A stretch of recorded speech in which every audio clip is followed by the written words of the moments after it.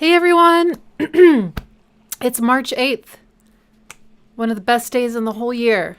It's the day that the Downward Spiral came out, which happened 30 years ago now, and that's wild.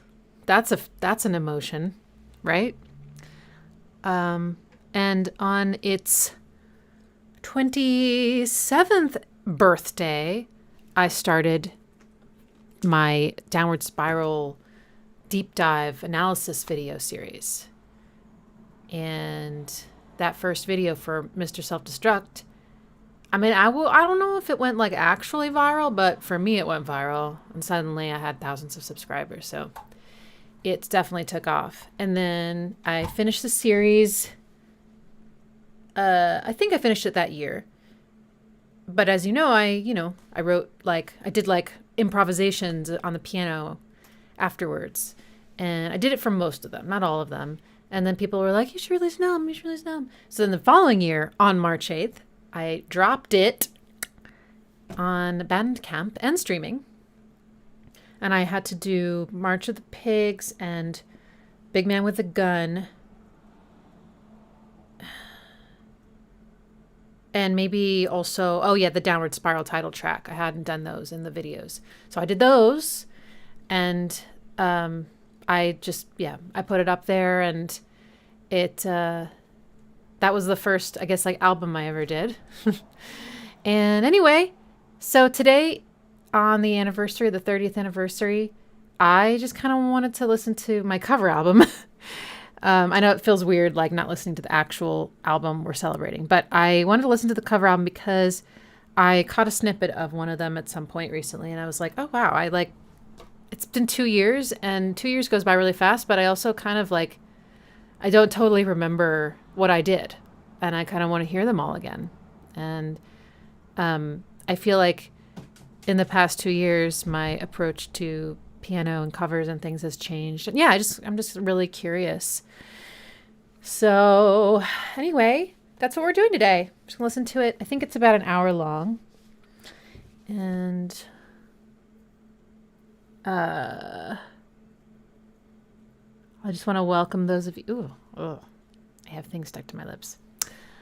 Hello, Mojo and Arash Mickey and Clores and Luca and ya boy Rascal and Arst Axiom and Yelster and the Algorithm and Ether use Nola. I feel like I said that wrong.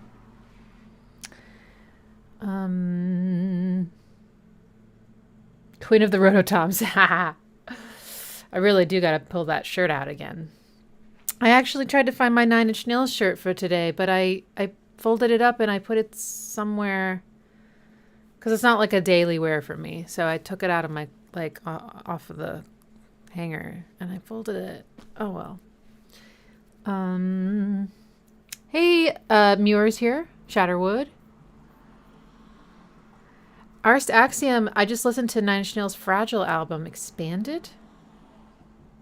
No, I don't think I knew about that. I know about the Fragile Deviations, but I don't think that's what you're talking about, right? All right. And that's Milo. There's her little leg. And Pax is right down here. We'll see what he does next. The Algorithm, Ixie. I found quite a few musicians/analysts on YouTube who are familiar and admire your work. Oh, that's nice. Just thought you should know. Thank you. Yeah, it was fun. I went to the NAMM conference, not this one, but the last one, 2024. And I got to meet some YouTubers that I follow.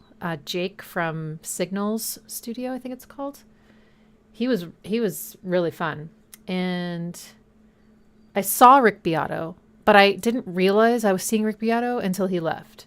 I saw the white hair out of the corner of my eye. But when you see someone from just here up for a while, when you see them actually standing up, they don't really look like them. They don't look like what you think that they look like when they stand up. So it kind of just didn't register. And then finally I turned to, so I was with Ben Jordan and Cameron from Venus Theory. I was like, was that Rick Beato? They're like, yeah. I was like, oh, shit. But yeah, it was nice. It was fun to meet some other YouTubers, and we like all knew each other, and that was cool. I saw Mary Spender also, but I didn't say hi because I was feeling kind of introverted a lot when I was there. Okay. Cloras, do you think you will want to remix and remaster with your improved experience? I do. I'm actually, I just have to prioritize the funds, but I was thinking of doing a STEM master with a professional, which I don't know. I'll price it out. But STEM mastering is the STEM itself, in this case, is just there's one stem. So, but just like, it's almost like, yeah, just shaping the sound so it sounds better overall, the way you would when you're mixing it, but also then you master it. So that's kind of what I think I should do. Yeah, I'll look around. I'll price some things out and see if I can make it happen. That'd be good. Because, yeah. Hello, greetings from France. Did I run into Aaron Paulson? Oh. No. I might have seen him there. Yeah, he's cool. Okay. Anyway, let's get to it. So I'm going to just play it from I'll play it from Bandcamp since it'll be higher quality. Oh no, I can play it from Tidal because that's also high quality. Okay.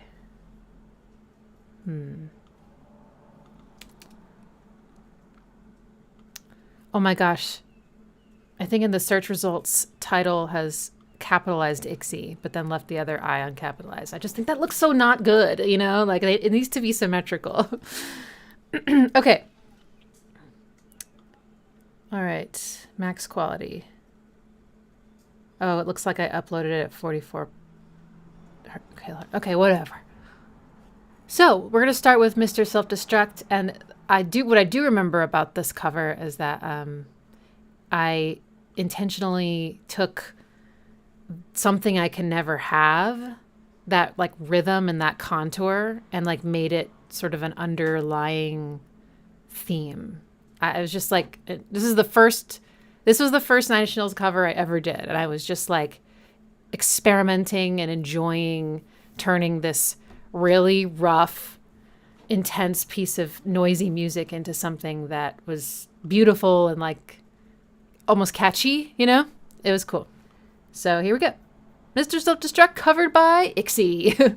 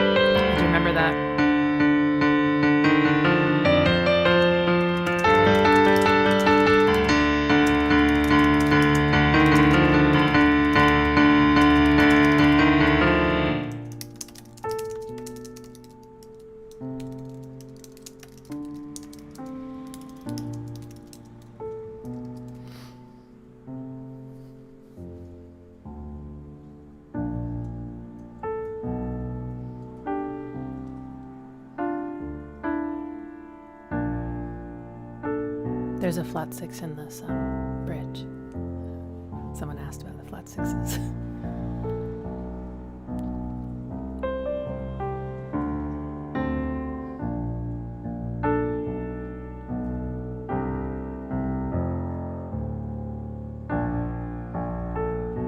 I remember this.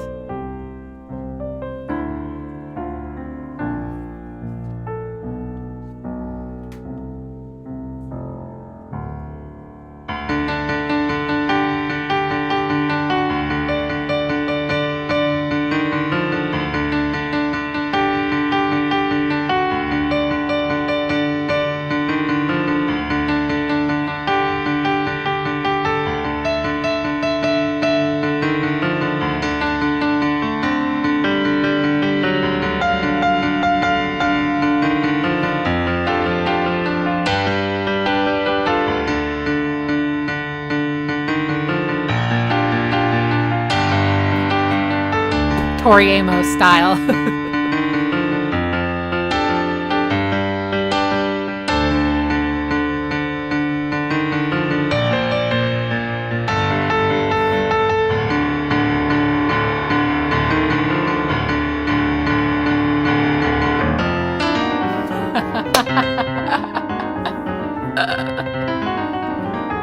Yep, I did it.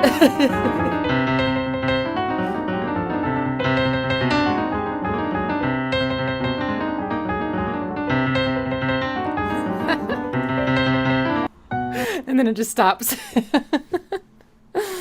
Yeah, I do kind of remember writing that one and how it sounds, because I spent some time, like I would call these all improvisations, but they also had like structure to them. So it wasn't like I literally didn't just sit down and be like, let's see what comes out of my fingers. It was like, okay, I think I'm going to like maybe have something like this going, and, you know, and then maybe I'll, you know, but it was like, so it's almost like, which is a style of improvisation where you kind of have a baseline idea of what you're doing, but you improvise details, you go with whatever feels right in the moment, you like extend sections if they feel right, you know, you do note changes, you mess up, and so then you like incorporate that mistake, you know, and you just kind of like, you know, it's all by, of course, memory and feel and everything like that. And that was kind of a fun, exciting thing to do. Stretch myself instead of like writing it out, being exact about what I was going to do.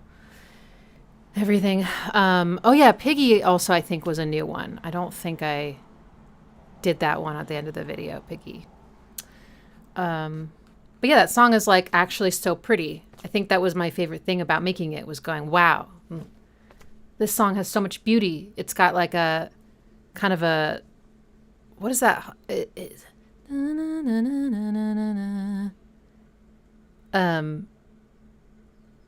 I don't know if it's a scale but it has that like Trenty major third in it that's so warm and so unexpected. I am, like you just don't expect that. Hey, baby Pax. He's just lying down next to my feet. Cool. I mean, the piano can only do so much, but it was really fun. It's fun to play. I think I had to practice the timing somewhat beforehand, because the da da da da da da da da da da, a lot of that is on the offbeat. So you're like playing against it. It was all like, yeah, it was a little bit of a coordination effort, I remember. Piggy, I really don't remember what I did. So here's Piggy. Oh, sorry, it didn't. Ugh.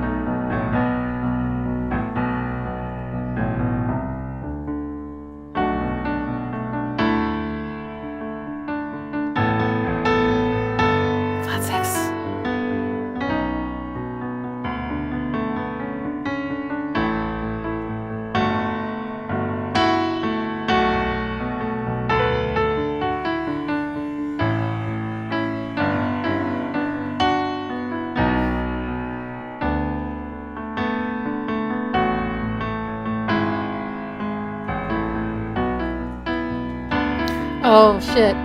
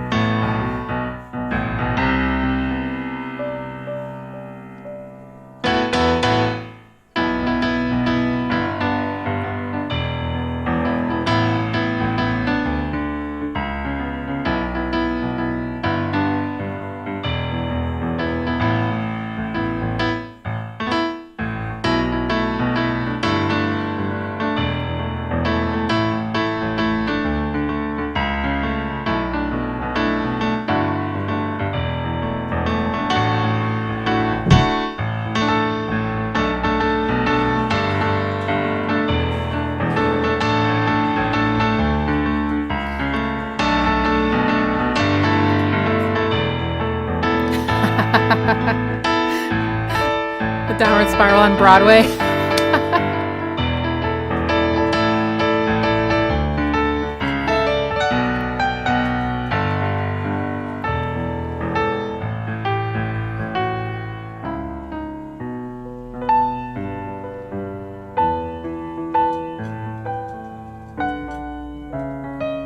Oh, that part sounds good on piano.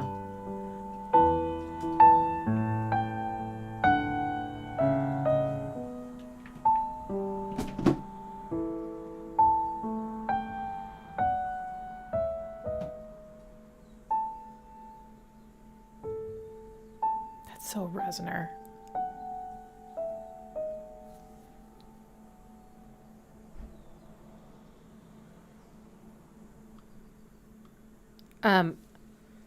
So that song actually does swing. The whole song is tuck, tuck, tuck, tuck, tuck. But I took the swing out for the first part and then I launched into it, which made it sound extra schmaltzy, and then did all those little what do they call it, little grace notes that make it sound jazzy too, like and then the other thing that I forgot I'd done is the in the live performances, or maybe it's the one from And All That Could Have Been live, but at the end he's going like, you know, nothing can stop me now, and then he goes, ho ho ho. Do you guys remember that like little ad lib? I loved it so much that I was like, I'm gonna play that. Yeah, it's kind of fun, but it is very jazzy on the piano. Okay, next is Heresy. I remember having fun with this one.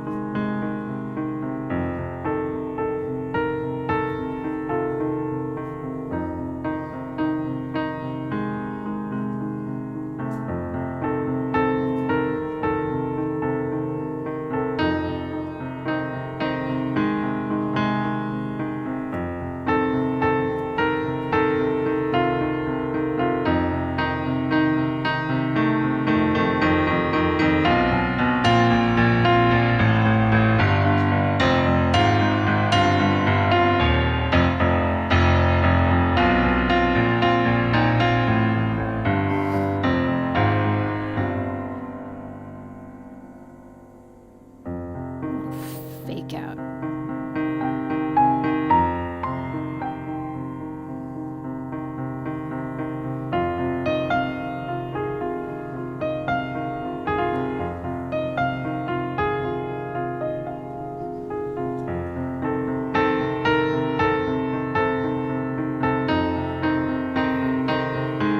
This one had so many vocal layers. It was so cool.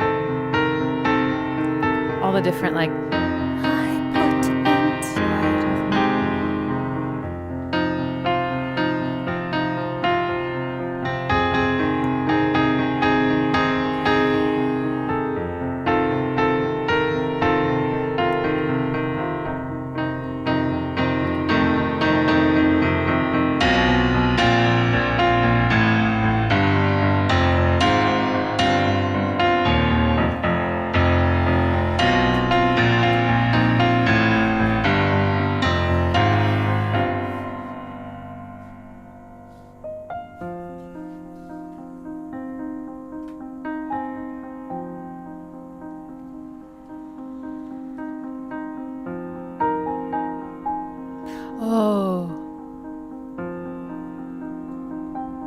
I liked doing this part.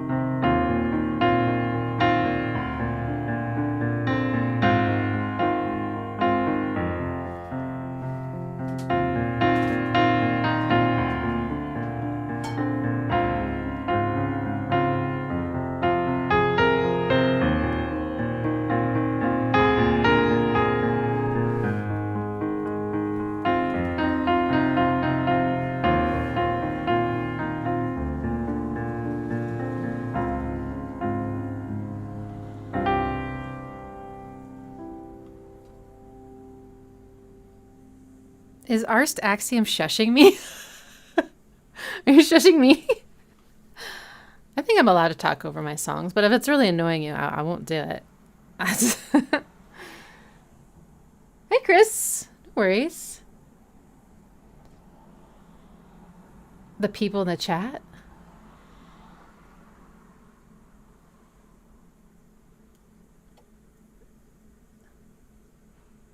What's happening? Is there something weird happening I'm not seeing? Oh, off topic? Oh. That's okay. With me, as long as everyone's nice. Assholery will not be tolerated. Cuzzo, how often do you reconsider your arrangements, or have you come up with additional parts since recording? No, I haven't thought about it at all. That's kind of why we're doing this, because I did it, I released it, it was over. And then I was curious about what I did. Would I do things differently now? Some of them. Some of the parts I really like, though. I think it's, I don't know. I think some Nine Inch Nails songs just work really well on piano, and some of them are harder to get the feeling across. So I might work harder to get the feeling across, or change it even more so that it's like a completely different feeling. I don't know. But hello, Ajay or AJ. Yeah.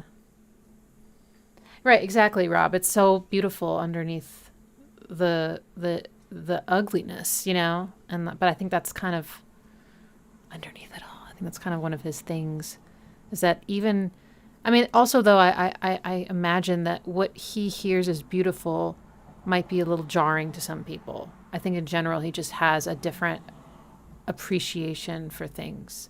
Like, I think his sense of beauty is a little different. But he brings us into it. That's the thing. If you just give it a chance,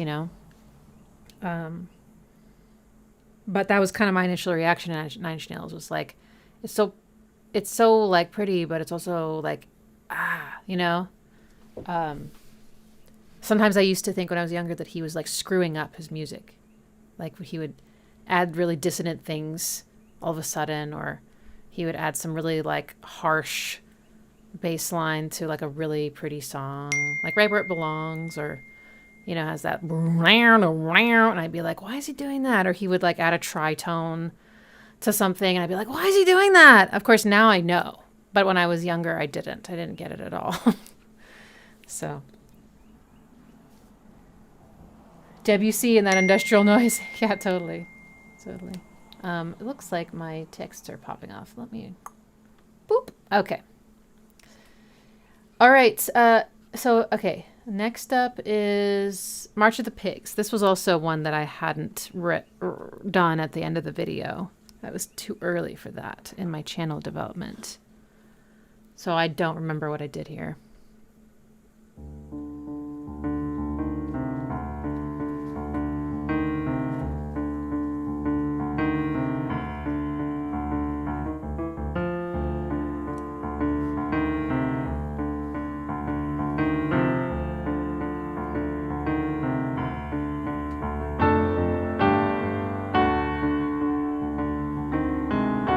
Oh, that sounds cool.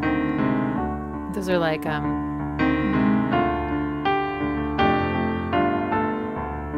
tenths.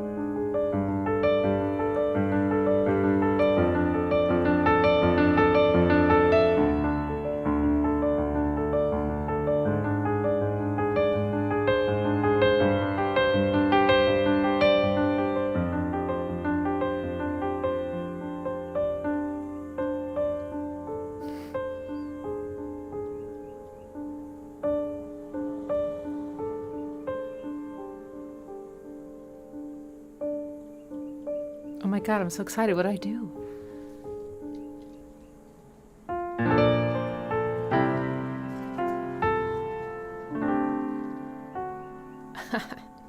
I love that part so much in the song.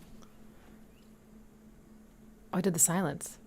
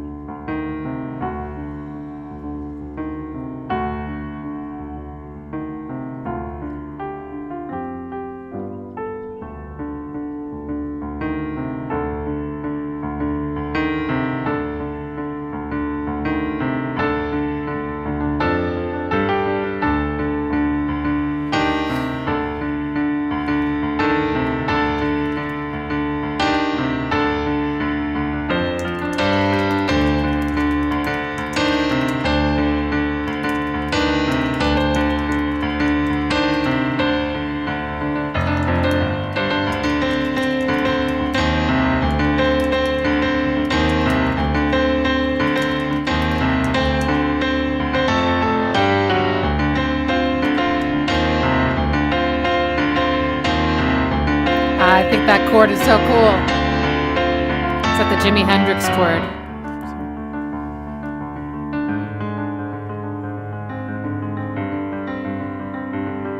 I feel like something's about to happen.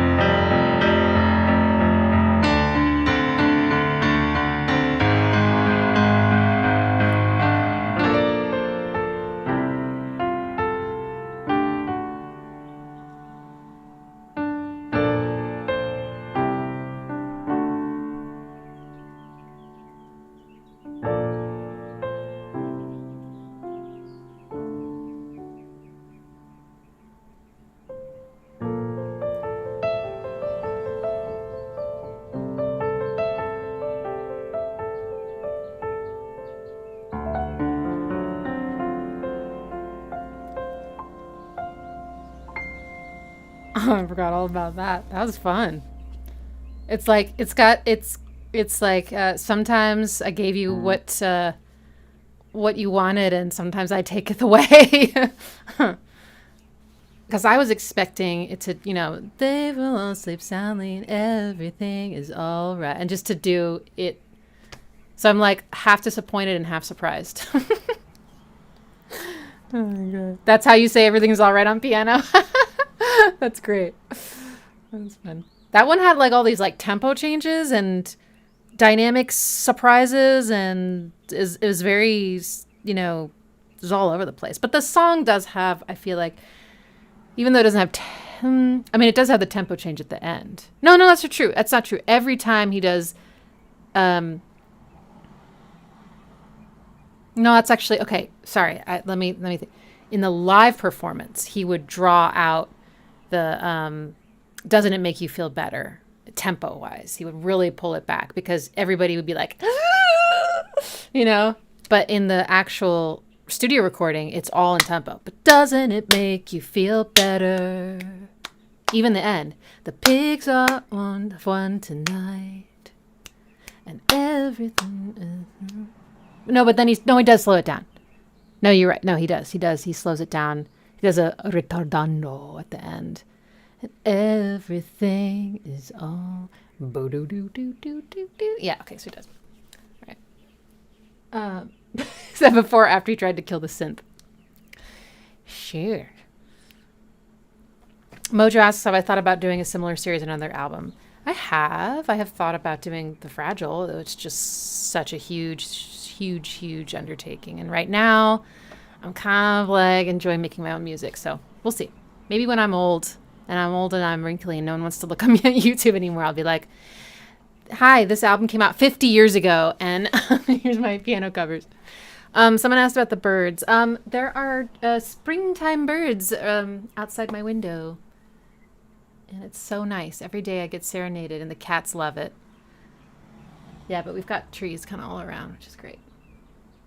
I think there's a mockingbird because it goes through every kind of bird call I've ever heard in my life.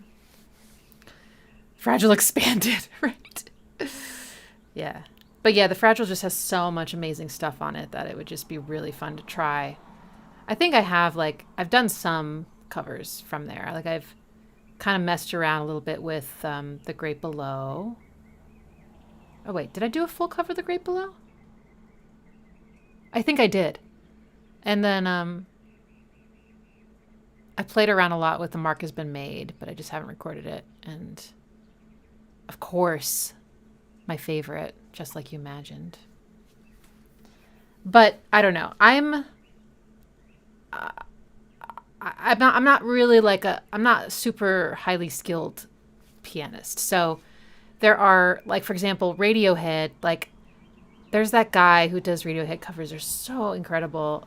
They're both technically so proficient, but also he also puts his own spin on it and everything. So I kind of feel I feel less like I need to do that just because there's already such an amazing expression of that in existence, you know?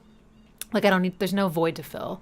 Not like that's the reason I did this, but it just it makes me feel more relaxed about it. I don't have to do that. It's been done and it's done so well. And yeah, I just think I would want to be a much better piano player to do something like Radiohead, but I don't know. I know everybody has their own personal spin on everything, and it doesn't necessarily take speed and dexterity. It's, more about the emotion and the choices and everything, but okay. Next is Closer. Now, Closer, I really changed a lot. I remember I first made it like a lullaby. I just wanted to play with its beauty a little bit in a different way, and so I made it like a lullaby. And then but it was short. Then I extended it, but I don't remember how I did it for this album. So I'm curious to see what happens here. Okay.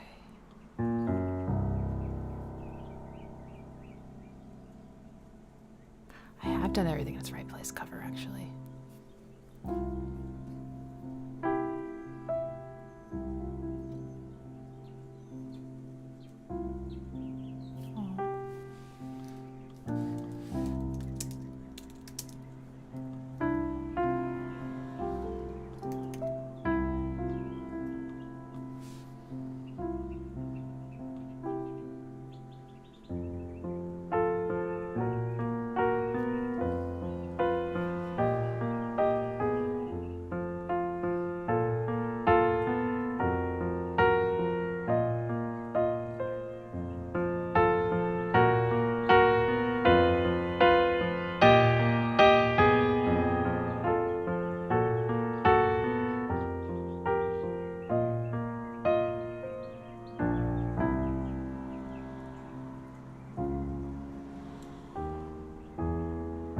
Oh yeah, those parallel tenths. They're so weird. I love them.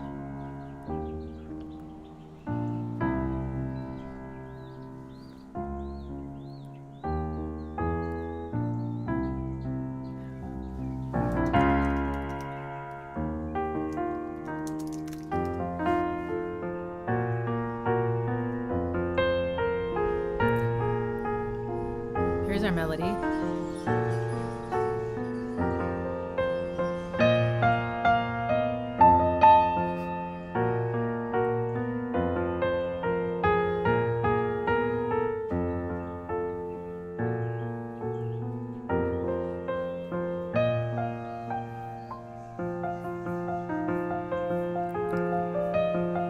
Oh, that sounds dope on piano. This is during the bridge. There's do do do do.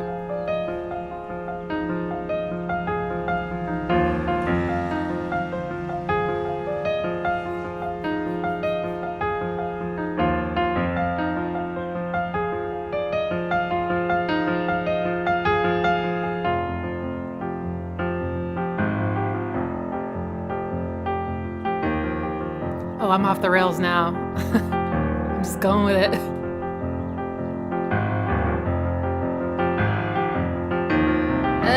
Come to bed.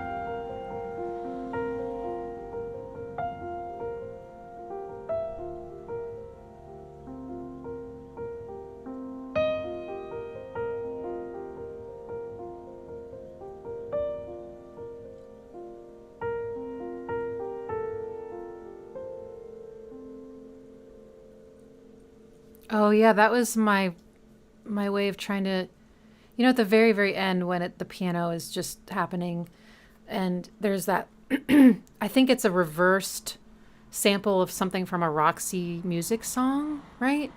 It's kind of like, I don't know how to describe it, but I took the notes and I was just like sort of trying to create that vibe. That melody is so incredible. It's like just one of the best melodies ever. That downward spiral theme, that descending. It's so good. It's like one of those melodies you're like, how? How? No, it's just so good. It feels like it's always existed or something. That's what it feels like. Like of course it exists. It has to. I don't know. Okay, next up is Ruiner, which was sort of like a lot of people's favorite. I just got a lot of feedback about this one. They really, really liked it, and I had it play on some. It was like a during the pandemic. It was like an internet live show. I didn't play it live. I just played the video. It was all the videos were pre-recorded. What was it? What was that called? They were so nice. Anyway, they invited me and they're like, can you do Ruiner? And this one is longer than the one on my YouTube channel because I did the entire solo, the guitar solo. I chickened out when I was improvising the first time. I extended it for this album.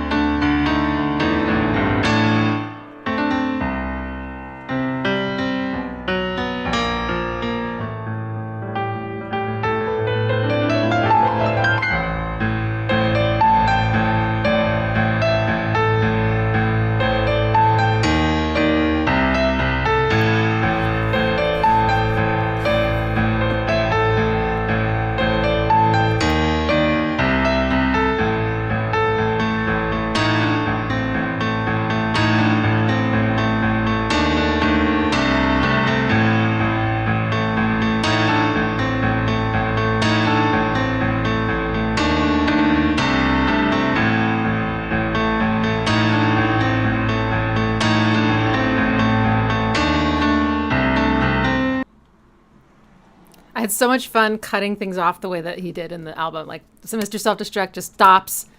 Ruiner just stops. So I was like, just chop off the end there. Yeah, that's fun. I don't remember much about writing that or arranging that solo. That was fun. That was very surprising.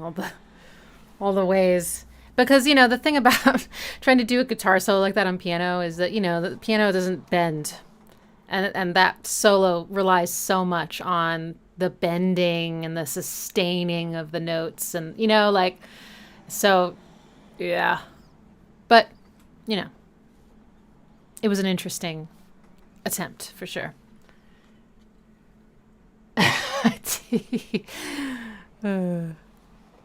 All right.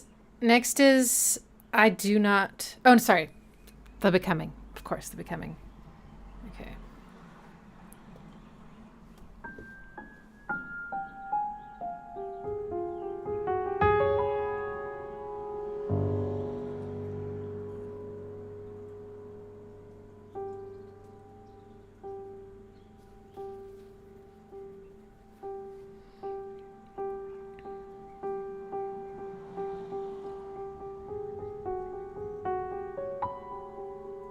This is so theatrical.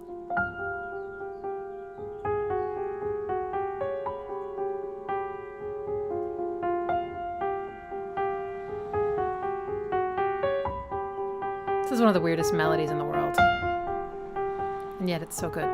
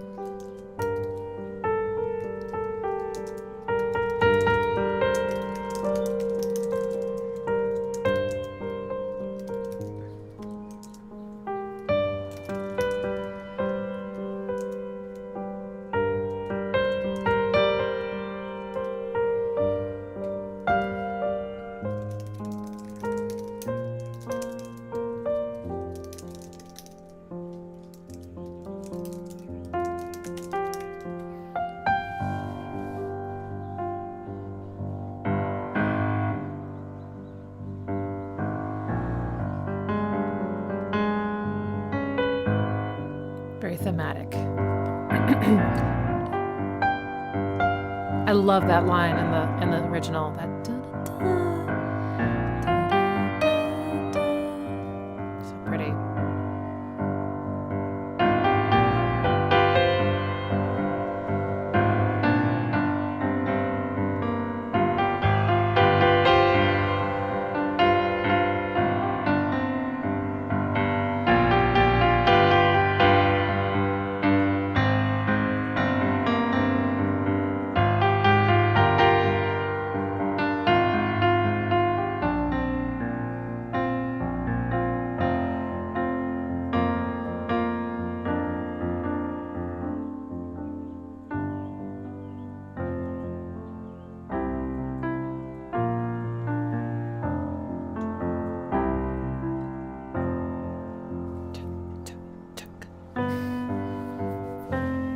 Oh yeah, this part.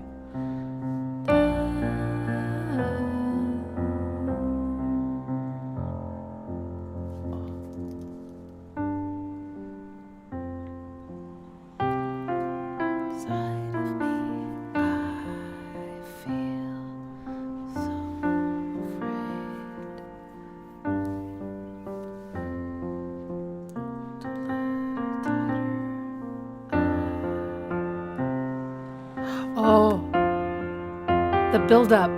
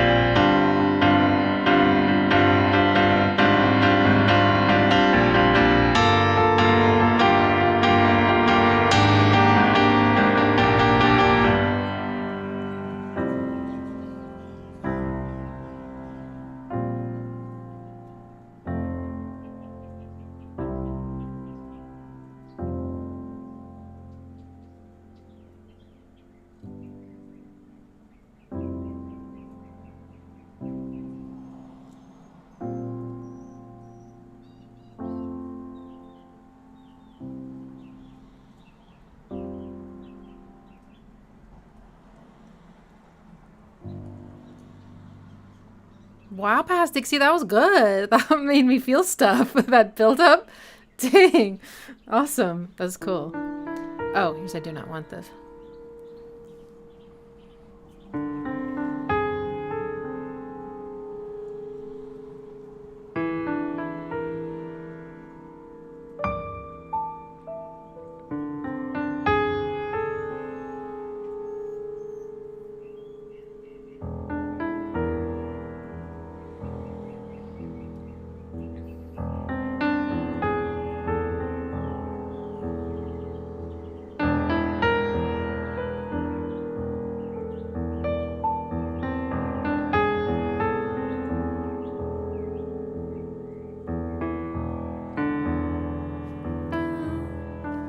Love the song,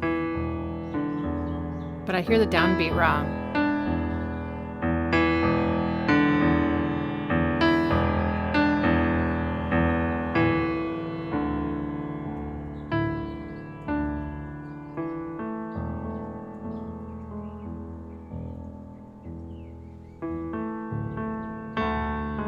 Because I hear the downbeat wrong, I kind of played with how it really is there and how I feel it, which is how I played it before. It's weird.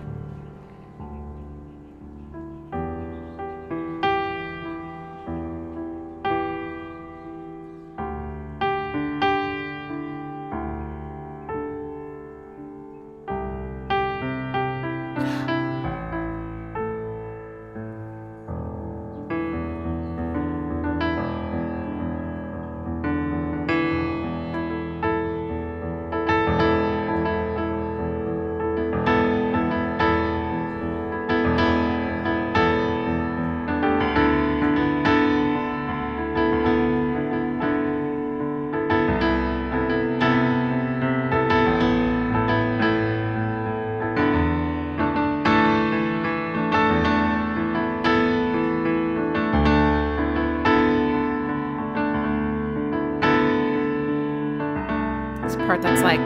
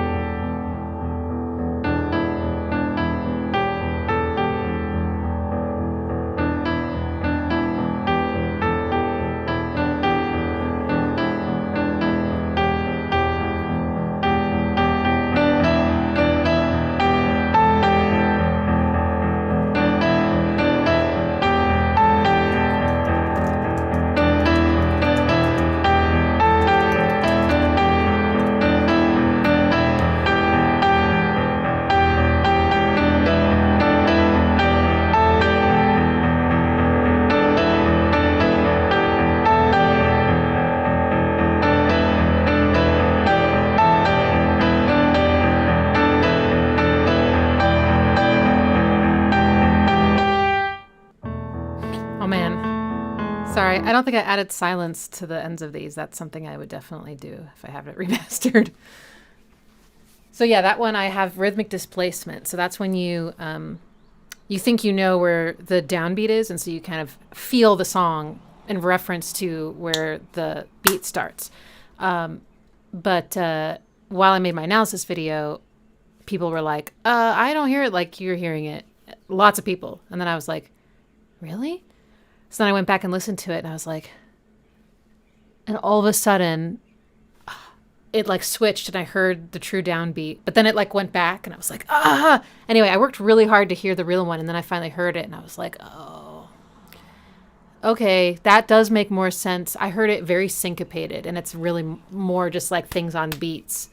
And I like syncopated, so I think my brain just like wanted to hear it that way. So when I did this cover, I was like, fuck, what am I going to do? Like, so I just kind of tried to play with how I hear it and also how it's supposed to be. But at the end, I just went full on like rhythmic displacement style. And so I was just, but I'm curious if you could still feel it, even though I was skewing the beat off to the side. Interesting. I also have rhythmic displacement with Big Man with the Gun. There's just something about it. So I can't remember what I did with this one, but I think it's short. Big Man with a Gun. The song itself is also short, so I felt justified in making a short cover. And I tried to make it like really cute and pretty or something. Let me see.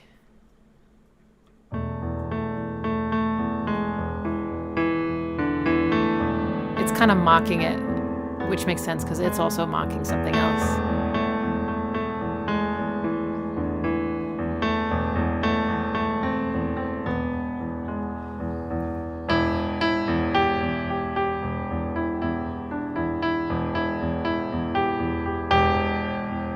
Maybe not.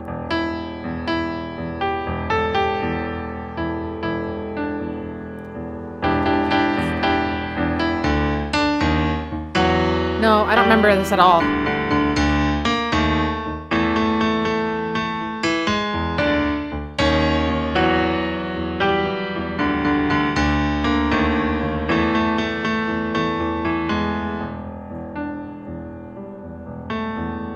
Okay, I took it seriously. I don't remember doing this.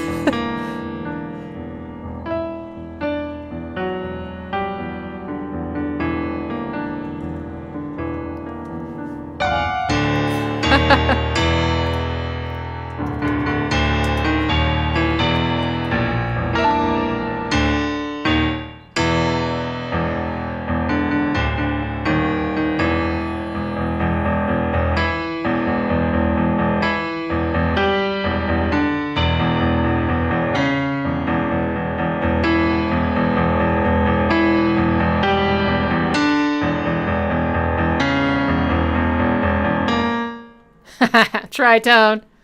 Okay, so I think I must have been thinking of whatever I did at the end of my Big Man with a Gun video, my analysis video. Little girl. That one I think I was sort of like, oh, let me play it on piano. Like, oh, but I think I just redid it completely for this. That was fun. Okay. Next is A Warm Place.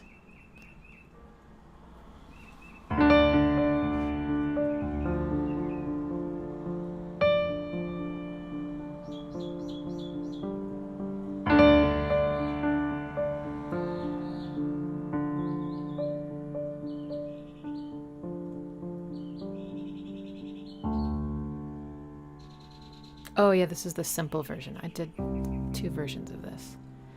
The more pulsy one is on my YouTube channel. Sorry, I'll talk.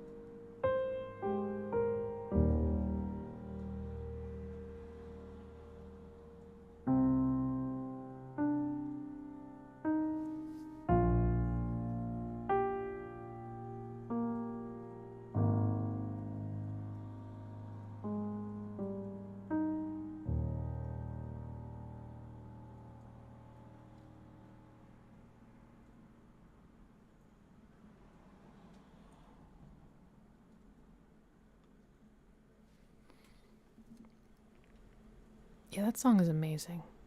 That's so amazing. I feel like you could do any kind of cover of it and it would just reaches into you. And, you know, it is, I would consider David Bowie to be a co-writer because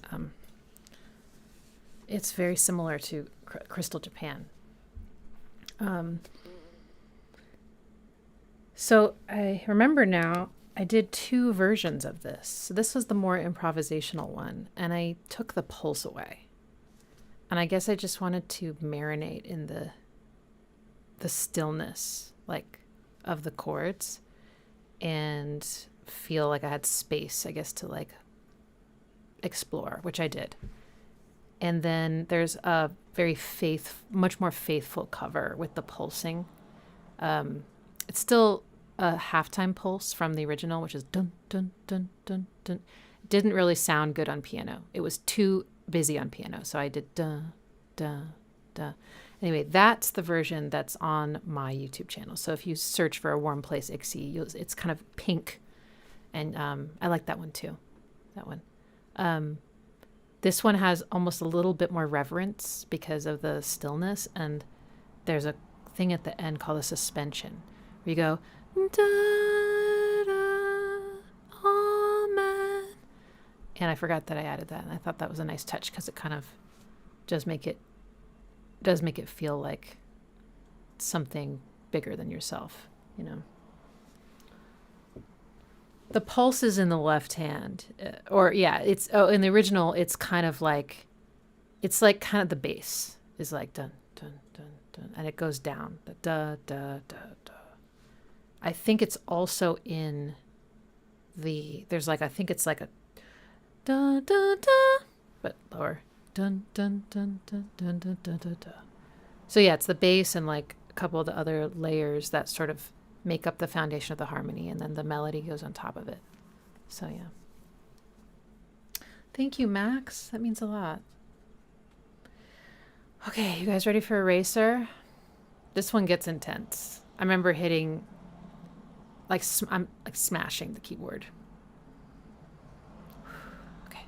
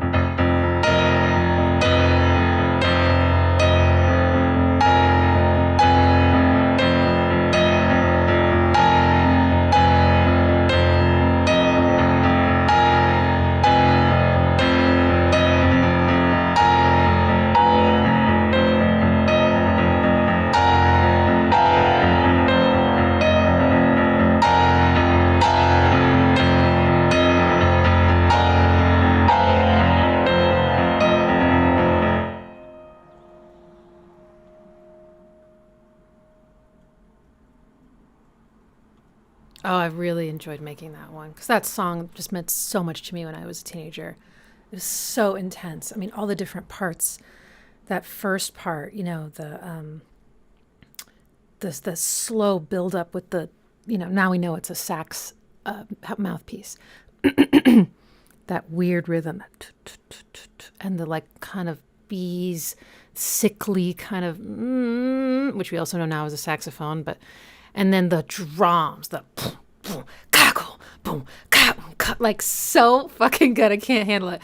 And then this, again, the sickly added tune, like overly intimate, dry as a bone. It's so weird. And then they slap it with that reverb and it's just huge. And you feel like you're just at the mercy. And then it all stops and you get this Renaissance festival. You're on a donkey and it's so weird. And it's like, need you. And it's a gorgeous melody. And that sound is so incredible. The drums are just like little hints. And then it explodes into this just pure pain and rage. And it's just, oh my God, it's so good. I loved it. So, and then it goes into Reptile. And I would say these last three covers, I really, really also love. Reptile is almost my version of it is almost 8 minutes long. I tried to weave, I remember, a lot of like themes into it from the other songs, or at least from the Downward Spiral theme. And I had so much fun doing the intro because the intro is that with the, creaking machine noises and yeah, just playing with the dynamics and stuff. So yeah, I'm excited about it. I don't know. Reptile might be my favorite of my covers. At least it was the most fun to make and play. But Racer might be a close second.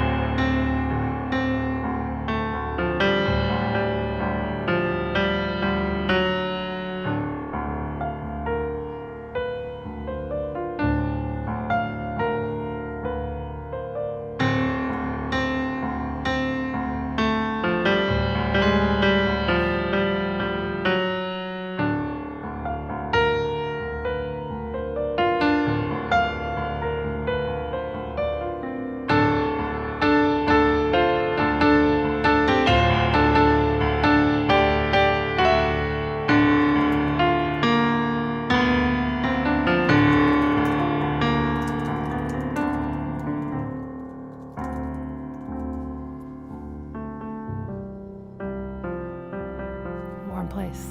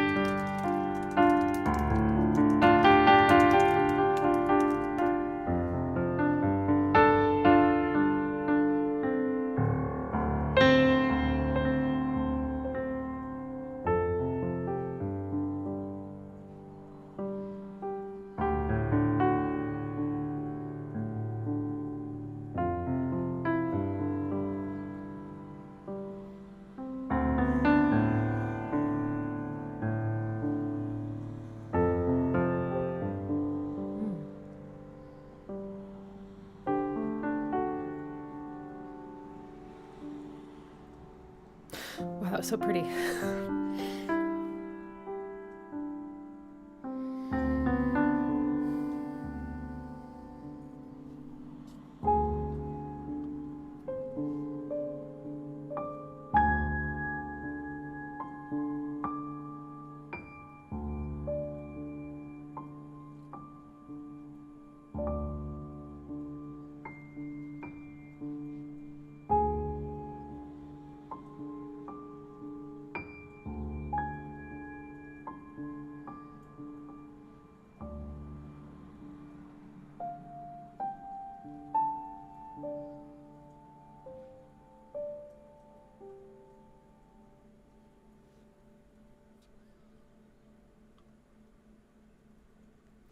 Yeah, I still really love that one. That one was so, it was so amazing to translate that to piano, because you don't have the drums, which are such a huge part of it. So you have to pull out the other stuff, but give it that pulsing feeling. Yeah, and like whenever I get to play way down low on the piano like that, it's so good. The piano sounds incredible. I mean, you have to space out the notes though. You can't crowd them or it'll sound like mud, unless you want to do that. Like I did that in I do not want this, but octaves, low octaves sounds so good. You can hear the of the harmonics, like the texture of the sound on most things down low, but especially like strings and, well, it is strings, but string-like things, I feel like really bring that out. Just, oh, it's so cool. It sounds so biting, the piano. But I also loved how in that same piece, I could play with the very upper octaves of the piano too. And those also sound really cool with, like, you know, there's a little reverb on it, of course. But just that like creepy, tinkly, delicate sound, like glass. It's really cool. And yeah, I had so much fun. I wove in the March of the Pigs and also A Warm Place and the Downward Spiral / Closer, whatever. So yes, this album was out 2 years ago. You can stream it anywhere, I believe. It's called The Downward Spiral: Reimagined for Piano by Ixie. And it's got this really cool picture of, the artwork is amazing. He nailed it. It's kind of got that rough, the downward spiral texture with the kind of the teeth from that one graphic with the teeth and the stains on the metal. But instead of it being teeth with the stains, the keys look like teeth themselves, and then it's upside down. Anyway, it looks amazing. I'm so happy with the art. And then but you can also buy it if you want to support me. Obviously, like, I don't really make any money from streaming, so if you want to support me, you can also get it on Bandcamp. And the link is pinned to the top comment. And I just put out an album of originals yesterday, so that's also on Bandcamp if you're interested in listening to that. And yeah. Okay, so, oh boy, it's intense. The downward spiral is so intense, even if it's piano. Next is the Downward Spiral. And this song was also one of my favorites growing up. It was so painful. It was so, I mean, I feel like he tapped into something. Anyway, if you want to know my thoughts, by the way, like my detailed thoughts about how this was put together, I have an entire series of going through every single song. The only one that maybe didn't get the depth was Big Man with a Gun, because that one just, I don't know. Anyway, I did my best, but okay. But yes, I love this one so much. And then it's going to go right into Hurt. And the Hurt improv, I also really, really love. I gave it a very different treatment than in the original. I put myself into it a lot. It's got a left hand that is like, it's like the left hand that I naturally do. It's the left hand that my mom did when I was listening to her play music growing up. It's like our baseline. And so, and I just made it really, really gentle and tender. And I actually transcribed that one to sheet music, which is on my Patreon. Or maybe it's on MuseScore. I don't know. I have some things on MuseScore and some things are still only on Patreon. But okay, so the Downward Spiral.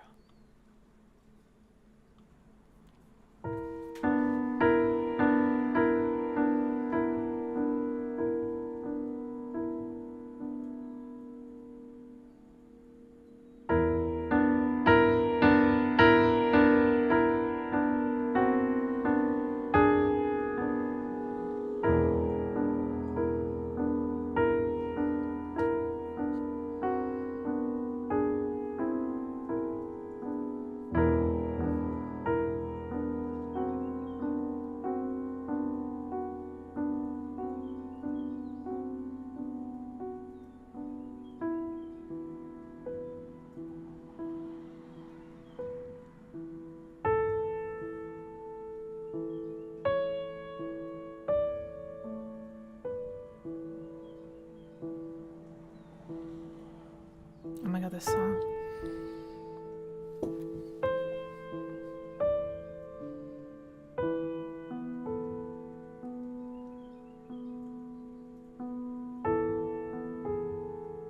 Best melody in the world.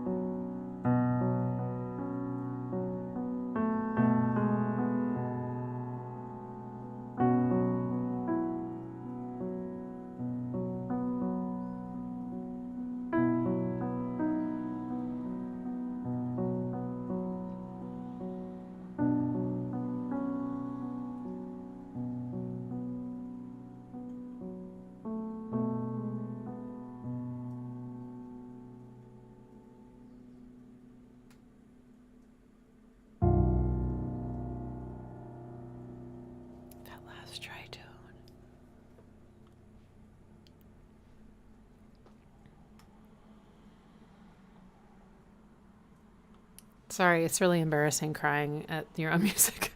I mean, it's not mine. That's the thing. Is it's like it's just it's Trent's composition in any form. Just it just reaches through the medium. Doesn't matter. Those melodies, that pain, like it just, and also it just reminds me of the actual songs. It's like they're living there, and you can hear them. You can hear him screaming and singing, and all his words and everything. Sorry, Mila's freaking out. She sees a bird and she's like twitching. Yeah. Aw. Well, that was so cool to listen to again and with you guys, because I don't know if we did a listening party for it. Maybe we did. I'm not sure. I can't remember. I'll have to go back and look.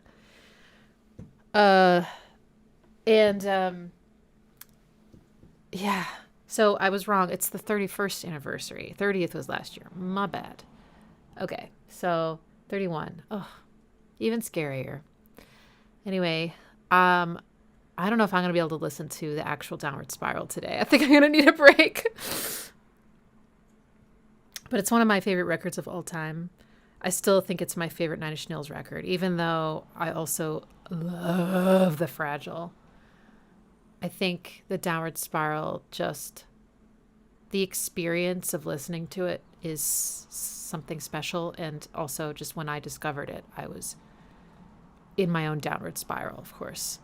And so, it just feels like it's in my DNA in a way that no other Nine Inch Nails record is. And all right. Well, with that, I will say goodbye to you. Thanks again for coming. Yeah, if you love it, stream it. It's on streaming and it's on Bandcamp, and you can always support me there. Feel free to check out my album of originals. It's very different. There is some piano in it. I'm not really sure what I would call it. There's all sorts of genres. I feel like each song is a little different genre-wise. But I sing and all that. So I worked really, really, really hard on it, and I would love it if you would listen to it. If you are a hardcore Nine Inch Nailser, you might start with the song You Are God, because that's probably my most industrial-leaning one. It does have some really cool kind of sparse industrial beats and some freaky, at least for me, vocal stacks and stuff. Oh, amazing. Well, okay. Thanks so much, guys. And thank you for the super chat. And I will see hopefully many of you tomorrow for 1971. My songs are also on Bandcamp. The whole album of my album Decca is on Bandcamp. Here, I'll give you a link. And I'm doing a waterfall release of the singles. So one of the songs, Calling Me Back In, is also on streaming right now.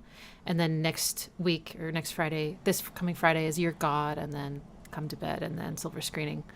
And then after that, either on April 4th or 11th, I'll put the whole album on streaming to see how it goes with distribution. But here's the link to that.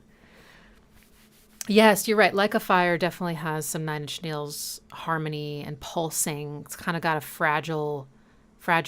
I also feel like Tori Amos is kind of in there a little bit, even though I don't think I had my Tor epiphany until after that.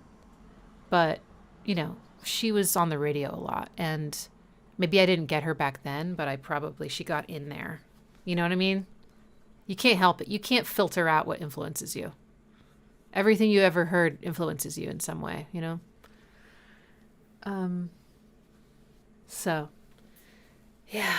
Well, all right, guys. Have a great rest of your weekend. Tomorrow, 1971, I believe, at 12. Sorry, tomorrow it's.